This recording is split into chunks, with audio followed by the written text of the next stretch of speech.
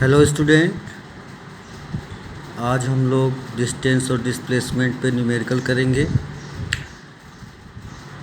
देखिए क्वेश्चन क्या है आपके लिए। What is the displacement of the path travel by the boy moving from A to C.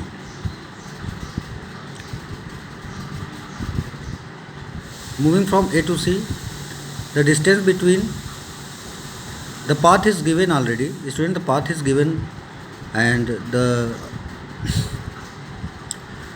the path of the object is A to B and B to C. A to B is 10 meter and also B to C is 10 meter. You have to find out the displacement of the object from A to C. Student, you already know that displacement is the shortest distance between initial and final position. It is the final position and it is the initial position. A is the initial position and C is the final position.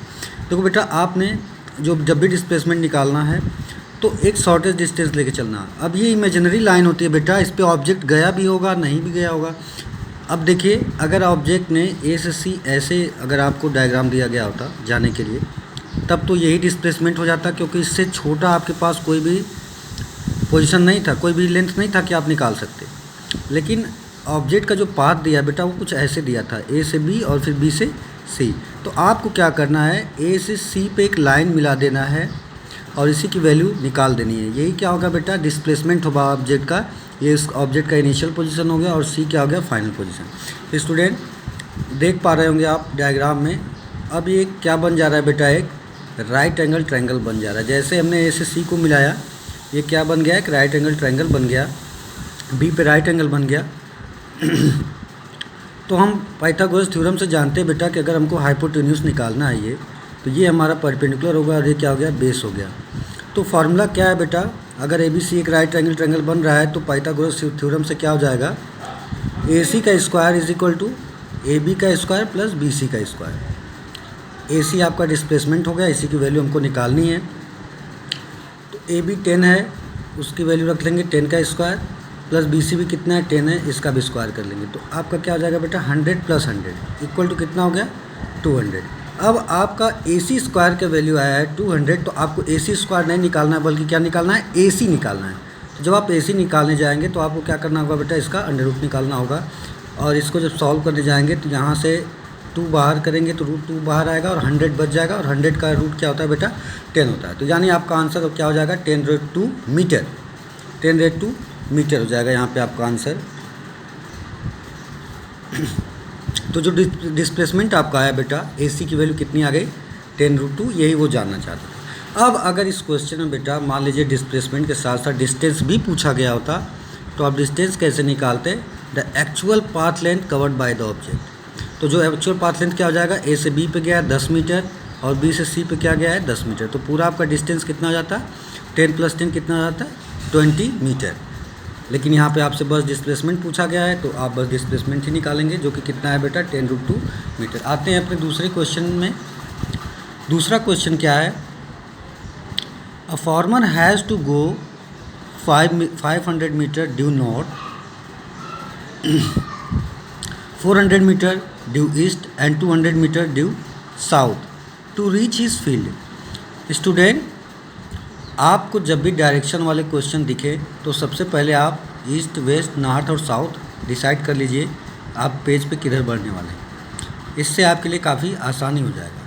Question पूछा है, what distance has to walk to reach the field, distance निकालना है। और दूसरा जो part है question का, what is the displacement from his house to the field. Student, अगर ए हाउस हम मान लेते हैं उस फार्मर का, तो अब देखिए क्वेश्चन के अकॉर्डिंग चलेंगे। क्वेश्चन में सबसे कहा गया है कि farmer has to go 500 metre due north. तो ये बताए बेटा, ए यहाँ पे है, उसका हाउस है, तो यहाँ से जो नॉर्थ होगा वो नॉर्थ देखिए ऊपर की तरफ जाएगा 500 मीटर और बी पोजीशन पे आ गया ऑब्जेक्ट। अब जो फार्मर है बी पे आ गया, यहाँ से फिर यहाँ पे क्वेश्चन में आगे लिखा गया है कि 4 मीटर ड्यू ईस्ट। अब यहाँ से 4 मीटर वो किधर गया, ईस्ट गया, यानी सी पॉइंट हो गया।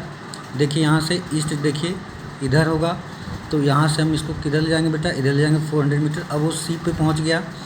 अब देखिए जो आपसे लास्ट बताया गया है इन्फॉर्मेशन जो आपके पास है, and 200 metre due south to reach his field. अब यहाँ से वो 200 मीटर किधर जाएगा, साउथ की तरफ। देखिए साउथ डाउनवर्ड होगा, अगर नॉर्थ अपवर्ड है तो डाउनवर्ड क्या होगा, साउथ होगा 200 मीटर। अब यह उसका फाइनल डेस्टिनेशन है, ये बेटा उसका क्या है, फील्ड है डी पॉइंट पे। ऑब्जेक्ट ए से बी पे गया, फिर बी से सी पे गया और सी से डी। अब ये डी उसका क्या है, फील्ड है, और ये क्या है बेटा, उसका हाउस है। अब देखिए पहला जो डिस्टेंस का क्वेश्चन, डिस्टेंस के लिए तो कोई दिक्कत नहीं है, जैसे जैसे ऑब्जेक्ट गया है हम एक्चुअल पाथ लेंथ निकाल लेंगे और वही क्या हो जाएगा, डिस्टेंस हो जाएगा। तो जब डिस्टेंस बेटा निकालने जाओगे आप तो क्या करोगे, सबको सम कर दोगे। 500 metre plus 400 metre plus 200 metre, पूरा ऐड करने बेटा आ जाएगा 1100 मीटर। लेकिन जब आप डिस्प्लेसमेंट निकालने जाओगे बेटा तो डिस्प्लेसमेंट में एक्चुअल पाथ लेंथ से कोई लेना देना नहीं होता। यहाँ पे आपको एक शॉर्टेस्ट डिस्टेंस निकालनी होती है, छोटी से छोटी दूरी जो कि फाइनल और इनिशियल को क्या करे, मिला दे और एक सीधी लाइन बना देनी होती है। डी क्या है बेटा, यहाँ पे फाइनल पोजीशन है और ये क्या है, इनिशियल। देखो बेटा यहाँ से जब हम ये मिलाएंगे तो ए डी जो होगा लाइन, ए डी लाइन हमको क्या बताएगा, डिस्प्लेसमेंट बताएगा फार्मर का उसके हाउस से फील्ड की ओर। अब देखिए इसके लिए आपको क्या करना होगा बेटा, हमने एक ई डी लाइन मिला लिया, ई डी लाइन मिलाया पैरेलल किसके, बी सी के। एक ई डी लाइन ड्रॉ किया अपने से, इसकी ज़रूरत पड़ेगी हमको, वो किसके पैरेलल है, बी सी के। अब आप देख पा रहे होंगे बेटा कि ये इस पॉइंट को हमने ई दिया, ई बी सी और डी, ई बी सी और डी क्या बना रहा है, एक रेक्टेंगल बना रहा है, एक रेक्टेंगल बना रहा है बेटा।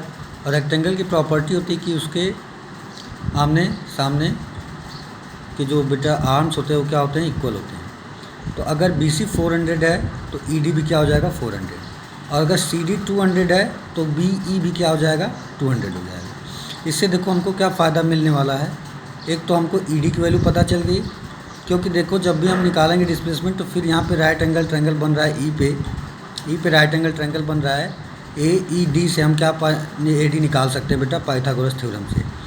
तो अब देखिए अगर ये 200 है तो ये भी 200 हो जाएगा बी, तो आपका ए ई कितना बच जाएगा, पूरा 500 है, 500 में से 200 माइनस कर लीजिए तो कितना बच जाएगा बेटा, 300 मीटर।